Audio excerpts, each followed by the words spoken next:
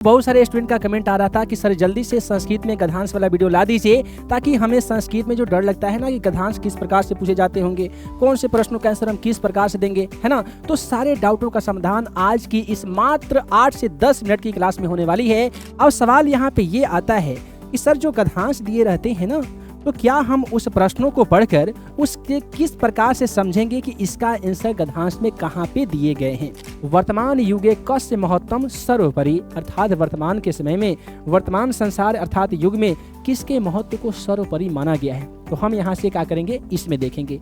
अगला सवाल देखिए, कहता है पूर्ण वाक्येन उत्तरत। अब यहाँ पे पूर्ण वाक्य में प्यारे बच्चे आपको उत्तर देना है। तो हेलो एवरीवन, कैसे हैं आप सभी। मैं आशा करता हूँ कि आप सभी अच्छे स्वस्थ होंगे और आप अपने 10वीं कक्षा की तैयारी काफी ही बढ़िया तरीके से कर रहे होंगे। मैं मुकीम सर स्वागत करता हूं आप सभी का आज की इस मजेदार सी क्लास में। बच्चों, आज की इस क्लास में हम लोग पढ़ने वाले हैं कि 10वीं कक्षा के संस्कृत में गद्यांश किस प्रकार से पूछे जाते हैं, है ना, और पूछे गए गद्यांश का आंसर आप किस प्रकार से लिखें कि एग्जामिनर आपको पूरे 13 में 30 नंबर दे सके।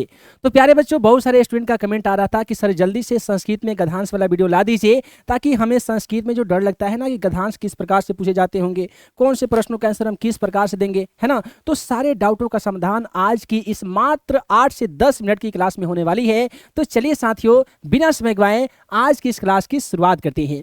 देखिए, सवाल कुछ इस प्रकार से पूछे जाते हैं, है ना। मान लेते हैं क्वेश्चन नंबर 1 में यदि एक गद्यांश दिए जा रहे हैं तो उसमें आपको एक सेक्शन में एक गद्यांश दिए जाते हैं, उसके बाद में अथवा करके एक आपका बी सेक्शन में गद्यांश दिए जाते हैं। तो कहने का मतलब ये है कि एक प्रश्न में आपके 2 गद्यांश होंगे, दोनों में से चाहे तो आप किसी भी एक गद्यांश को पढ़कर और उसके नीचे दिए गए सभी प्रश्नों का आंसर आप दे सकते हैं।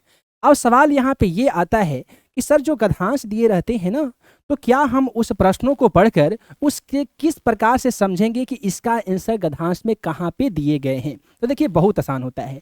मान लेते हैं कि यहाँ पे एक बसंत ऋतु पे गद्यांश दिए गए हैं, है ना। हमें नहीं मालूम कि ये जो संस्कृत में लिखा गया इसका हिंदी क्या होता है, या हमारे पास टाइम भी नहीं है इस गद्यांश को पढ़ने के लिए। तो आइए ना ट्रिक बता देते हैं। देखिए, सभी बच्चे क्या करते हैं कि जाते हैं तो गद्यांश को पहले पढ़ते हैं, उसके बाद में क्वेश्चन देखते हैं, लेकिन हमें करना है उल्टा। हम सबसे पहले प्यारे बच्चों प्रश्न को पढ़ेंगे, है ना। पहले हमें प्रश्न पढ़ना है, उसके बाद में उत्तर की तलाश करनी है। देखिए, सबसे पहले यहाँ पे आप देख पाएंगे कि एक पदेन उत्तरत, मतलब ये कह रहा है कि एक पद में उत्तर दे। अब ये पद क्या होता है भाई, तो एक जो शब्द होता है, जैसे मान लेते हैं कि यहाँ पे चैत दिया गया है या बैसाख दिया गया है, तो कहेंगे यह एक पद हुआ। समझ गए ना। तो जैसे इस पहला सवाल में पूछा गया है कि ऋतुराजः क कथ्यते, अर्थात ऋतुओं का राजा किसे कहा जाता है।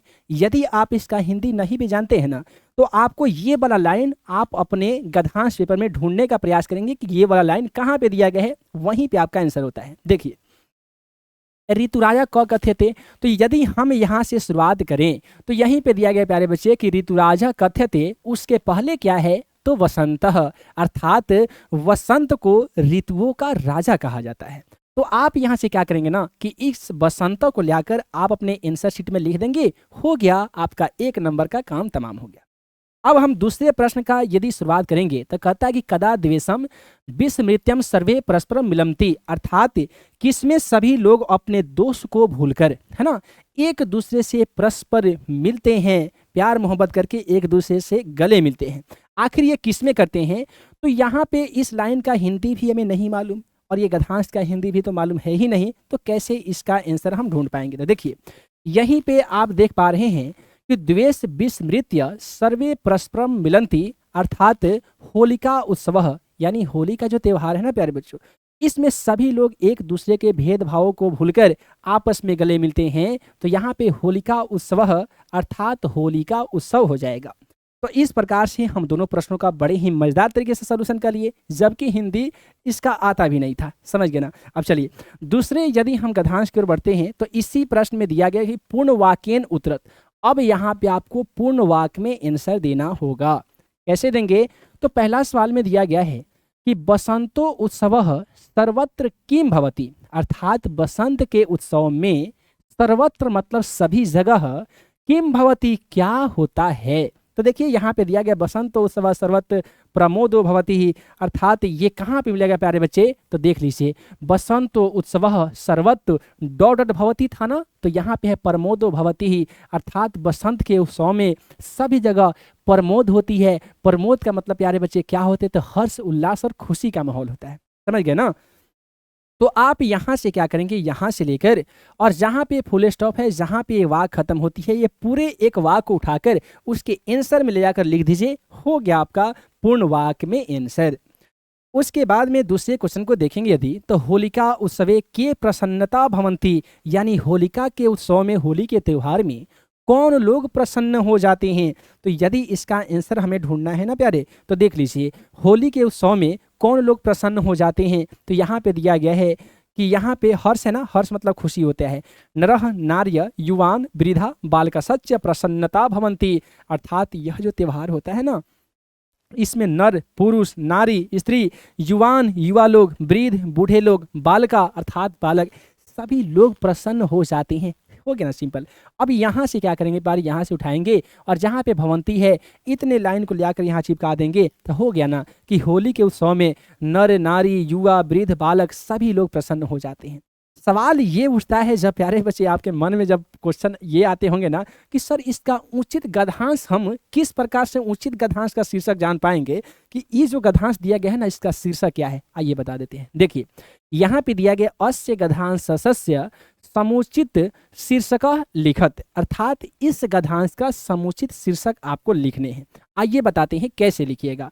देखिए अगर इस गद्यांश को हम ध्यानपूर्वक देखें, लाइन बाय लाइन आपको चेक करना है कि कौन ऐसा टॉपिक, कौन ऐसा शब्द है जो इसमें बार बार रिपीट हो रहे हैं। तो बच्चे यहाँ से यदि हम शुरुआत करना चाहें तो बसंत एक बार यहाँ पे मिल गया है ना, उसके जस्ट बाद में यदि हम दूसरे में शुरुआत करेंगे तो यहाँ पे भी बसंत मिल गया, 2 बार हो गया प्यारे।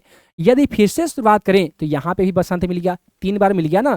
तो इस प्रकार से अभी हो सके तो एक बार और कहीं मिल जाए, है ना, तो लगभग 3 बार मिल गया और 3 बार से ज्यादा बार कोई अन्य शब्द इसमें आया ही नहीं है यार।